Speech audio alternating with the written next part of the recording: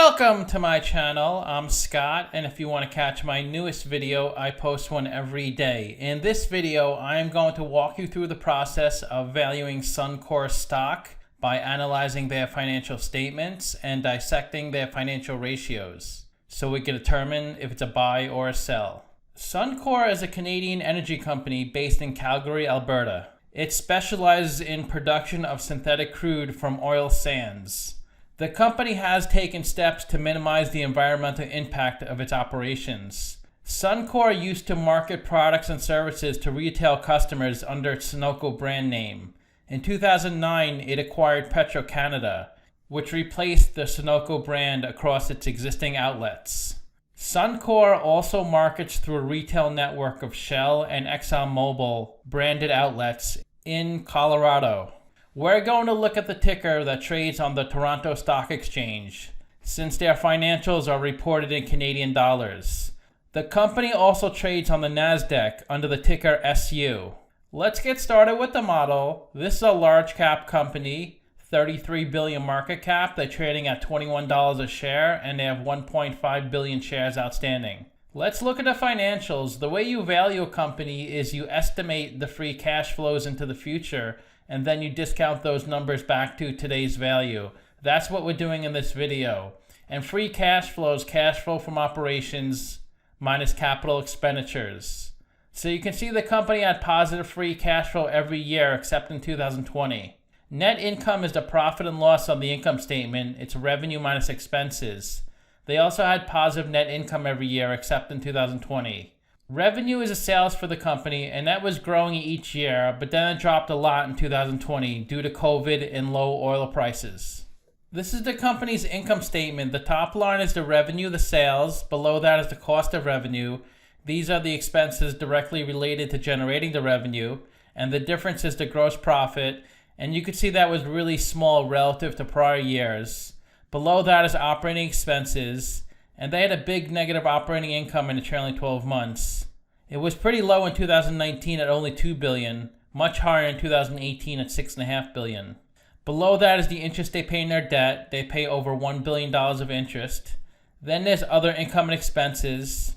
Then below that is pre-tax income. So in the trailing 12 months, they had a $6.5 billion loss, much worse than prior years where they had positive net income. This is the company's statement of cash flows. The top line is operating cash flow. That's how much cash the company generates from its operational business. Then you have capital expenditures, which are investments in property, plant, and equipment. Operating cash flow minus CapEx gives you your free cash flow. Free cash flow is the cash that's remaining to pay a dividend, to pay down debt, to buy back stock, or to invest back into your business to grow it. So you can see the company had negative free cash flow in the trailing 12 months. They did have positive in prior years. The company does pay a dividend, but another way to reward shareholders is to buy back stock. And they bought back $3 billion in 2018, $2 billion in 2019, and $700 million in the trailing 12 months. When a company buys back stock, this decreases the number of shares outstanding, which makes the remaining shares more valuable. And it looks like the company has been paying down debt. They paid down over $3 billion in 2017 and $186 million in 2018. They probably issued some debt in the trailing 12 months, but Yahoo Finance may not have updated information. The most important part of any business is their operating cash flow, and this company generates lots of operating cash flow. It is a lot lower in the trailing 12 months, but it's still over $4 billion. The way you calculate operating cash flow, you start with net income that was negative $6.5 billion. Then you add back the depreciation, $13.5 billion. That's an expense that brings down your net income, but it's a non-cash item, so you have to add it back on the statement of cash flows. There's a bunch of other non-cash items, so they actually generated $4 billion of cash flow, even though they reported a $6.5 billion loss. That's why cash flow from operations is a better indicator of a company's health than net income. Let's look at a capital structure. $42 billion of equity, $18 billion of debt. So they're 70% equity, 30% debt. They have $16 billion of net debt. Their WACC is 10.5%, and that's a discount rate we're going to apply to the future cash flows. We estimated 4 years of future free cash flows. We also estimated terminal value, which is all cash flows past year 4, that's $82 billion. We discounted those numbers back to today using a weighted average cost of capital. We get a value of the company of $68 billion. We divide that by 1.5 billion shares. And we get a calculated stock price of $44. They're trading at $21, so they're trading at a 52% discount. It's a buy according to the model. Simply Wall Street values the company at $95, so they're saying it's even more undervalued. I know a lot of analysts are really bullish on this stock. The stock was trading over $50, but it's come down quite a bit. It's trading at a really low value. It looks like it's at a real bargain right now if you feel the future of the company is going to be strong, as analysts predict. The company was paying a 47-cent dividend, but they cut it down to 21 cents to conserve cash. So they are paying a good dividend, over 5%. The company's beta is close to 2, so the stock moves about 2 times the market. It's a bit volatile. The stock has gone down 44% in the past 52 weeks, much worse than the S&P 500, which went up 14% in the same time frame. The 52-week low was $10, the high was $31. And the stock is trading above its 50-day and 200-day moving average. About 7.5 to 8 million shares are traded each day for this stock, and almost all the shares outstanding are on float. 68% of the shares are held by institutions, and less than 1% of the shares are shorted.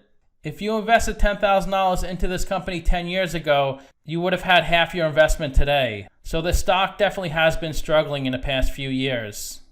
Fidelity owns 5.3% of the shares, then Dodge & Cox, then the Kingdom of Saudi Arabia, then Vanguard, then BMO. Let's look at the financial ratios. The average PE in the market's 11.2, the median is 14.4. PE is stock price over earnings per share. To calculate earnings per share, that's net income over shares outstanding. They have negative net income, so they have negative PE. Price to sales is stock price over sales per share. They're at 1.2, so they're better than the median average. That means investors are paying $1.20 for $1 revenue. Price to book is stock price over book value per share. They're at 0.8. And the way you calculate book value per share, it's equity over shares outstanding. Equity is assets minus liabilities on the balance sheet, and they have $42 billion of equity, $39 billion of tangible equity. They have $2.9 billion of goodwill and $166 million of other intangibles on their balance sheet. Interest coverage ratio is EBIT over interest expense. They have negative EBIT, so they have a negative interest coverage ratio. ROE is net income over equity, negative net income, negative ROE. Current ratio is current assets over current liabilities. They're at 0.9, so they can almost cover their current liabilities with their current assets. And their current assets are $2 billion of cash, $4 billion of receivables, and $4 billion of inventory. So the company is going to need some more debt to run their business over the next 12 months because they had negative free cash flow, they have negative working capital, plus they have a pretty big dividend payment. They may not need more debt if they generate lots of free cash flow in 2021, but if they generate a similar amount as last year, they're going to definitely need more debt. The best way to look at ratios to compare them to similar companies, I've done videos on BP, Cenovus, Husky, Imperial, and Exxon, all in the same industry as Suncor. And if Suncor has a number in red, they're worse than the average. If they have a number in green, they're better than the average. So they do have a negative PE, but that's a little better than the average. They're worse in price to sales and price to book than the average, even though they do have a good price to sales and price to book ratio. They're below 1 in current ratio, which is worse than average. They're doing bad in ROE. They're doing a little worse in debt. They are the biggest Canadian company on this list, but they're smaller than the average company. And they pay a high dividend relative to the average. So to summarize, I do have them trading at a 52% discount, plus a lot of analysts out there are saying this stock is going to double or triple in price this year. I ranked their free cash flow as 5 out of 10 because it peaked in 2018, it came down a little in 2019, and it was negative in the trailing 12 months. I give their revenue 7 out of 10. It was growing quite a bit. They did struggle in trailing 12 months, but $27 billion is not terrible. And their ratios are pretty weak. They do have a good price to sales and price to book ratio, but overall their ratios are pretty weak relative to their competitors. This is a pretty big company, so it's not too much risk, but the stock hasn't performed too well in the past few years.